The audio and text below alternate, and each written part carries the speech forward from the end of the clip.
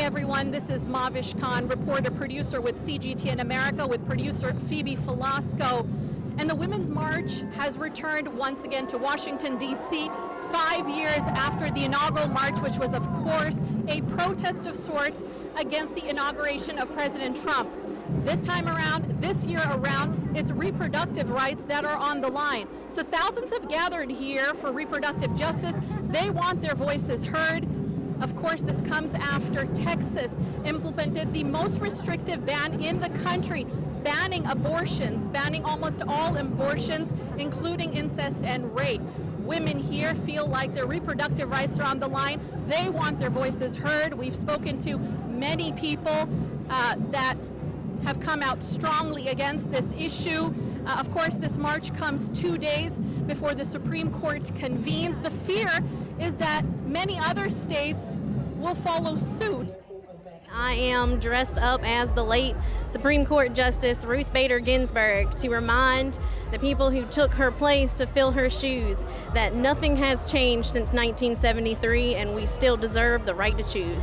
While we still have so many men in office, despite the fact that 52% of the United States population is female or has a uterus, until we get more representation, they're always going to police our bodies. So not only is it important to be here today, but get those women on those ballots.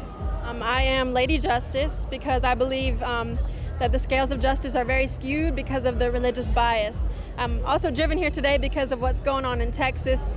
My heart goes out to those women.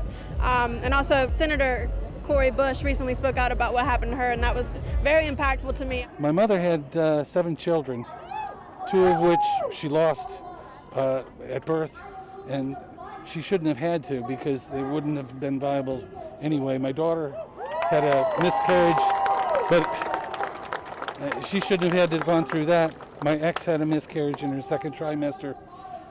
All of these could have been avoided had a proper OB-GYN diagnosed and found the non-viabilities beforehand.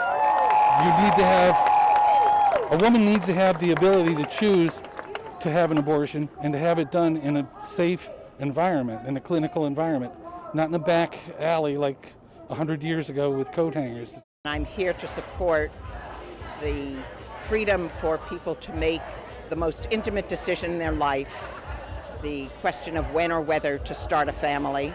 I'm also here to support DC statehood. A reason that I'm particularly here is that in 1965, I began an underground service called Jane, and the women of Jane between 1965 and 1973, when Roe became the law of the land, the women of Jane themselves learned how and performed 11,000 abortions to protect people's most intimate decision about when or whether to have a family.